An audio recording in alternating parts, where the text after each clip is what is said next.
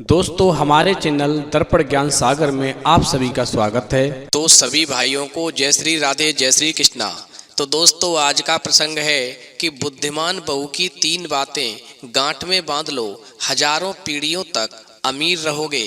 तो वीडियो शुरू करने से पहले मेरा आप सभी से अनुरोध है, यदि आपने अभी तक हमारे चैनल को सब्सक्राइब नहीं किया है तो प्लीज आप हमारे चैनल को अभी सब्सक्राइब कर लें, क्योंकि आपका एक सब्सक्राइब हमारे लिए बहुत ही महत्व रखता है। दोस्तों ये कहानी आपके जीवन के लिए बहुत ही यूजफुल होने वाली है, अतः मेरा आप सभी से अनुरोध है कि इस कहानी के अंत तक बने रहें और अपने जीवन को हमेशा हमेशा के लिए खुशहाल बनाएं। तो आ जाइए दोस्तों कहानी की तरफ गौर करते हैं। देखिए दोस्तों, एक बार एक राजा ने अपने मंत्री से कहा, मंत्री हमें राज्य के खजाने को भरने के लिए रुपयों को किस प्रकार खर्च करना चाहिए ताकि राज्य का खजाना हमेशा रुपयों से भरा रहे।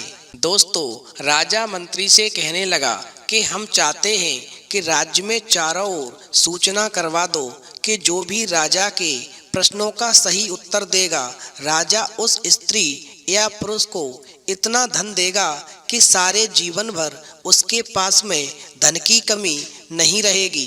दोस्तों इतना ही नहीं, राजा ने मंत्री से और भी कहा कि एक सूचना और करवाना, यदि मेरे प्रश्नों का उत्तर जो भी स्त्री या पुरुष नहीं दे पाया तो उसको निश्चित रूप से दंडित भी किया जाएगा। अब दोस्तों राजा की बात सुनकर के मंत्री ने चारों ओर सूचना भिजवा दी कि राजा के प्रश्नों का जो भी सही उत्तर देगा उसको राजा माला माल कर देंगे, उसके जीवन में धन की कमी नहीं रहेगी। और यदि जो कोई स्त्री पुरुष राजा के प्रश्नों का सही उत्तर नहीं दे सका तो उसको दंडित भी किया जाएगा।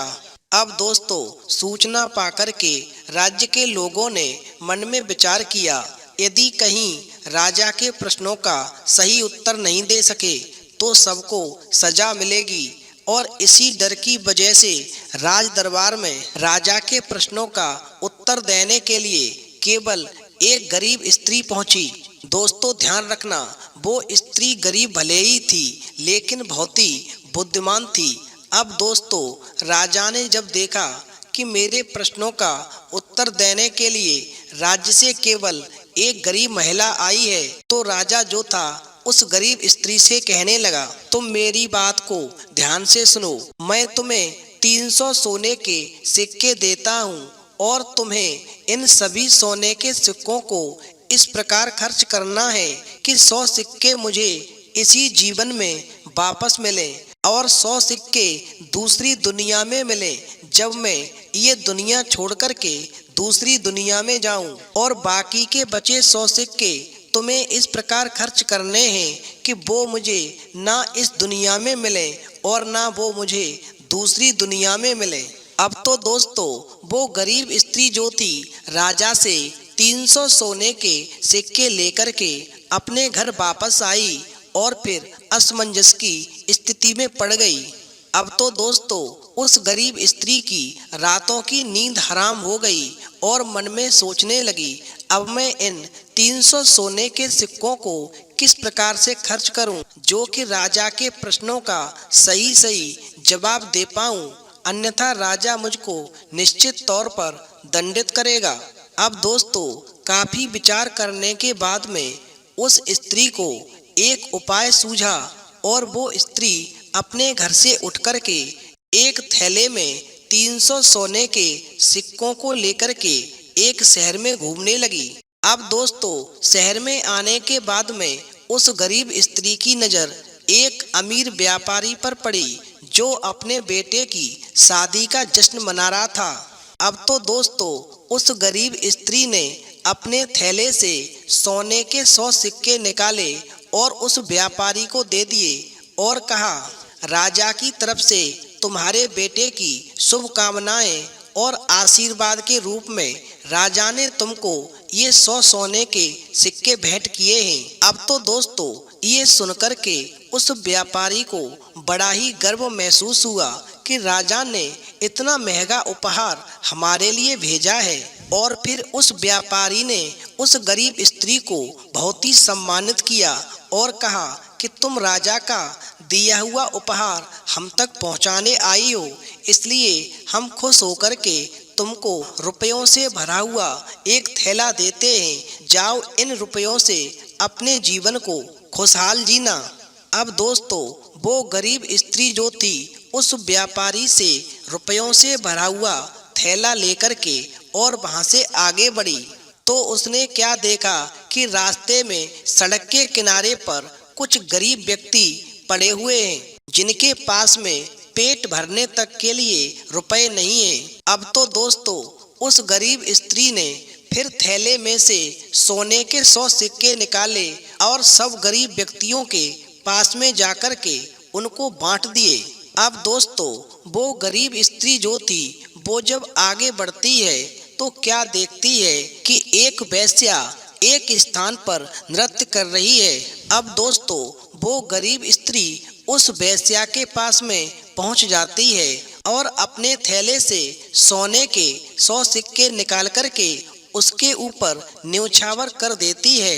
अब तो दोस्तों, वो गरीब स्त्री मंत्री के पास जाती है और कहती है कि मैंने राजा के दिए हुए सोने के 300 सिक्कों को सही रूप में खर्च किया है।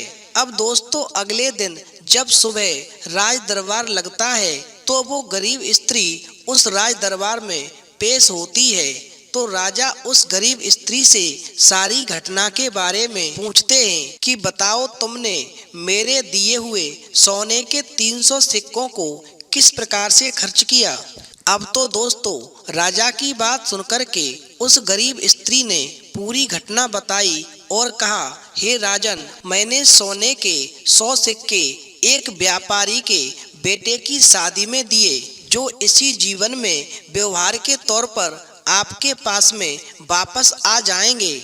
और फिर मैंने इसके बाद में सोने के 100 सिक्के गरीबों में बांट दिए जो आपको उस दूसरी दुनिया में मिलेंगे जब आप ये दुनिया छोड़कर के दूसरी दुनिया में पहुंचेंगे। दोस्तों, फिर वो गरीब स्त्री कहने लगी, महाराज, मैंने अंतिम सोने के 100 सिक्कों को एक वेश्या के ऊपर न्यौछावर कर दिया।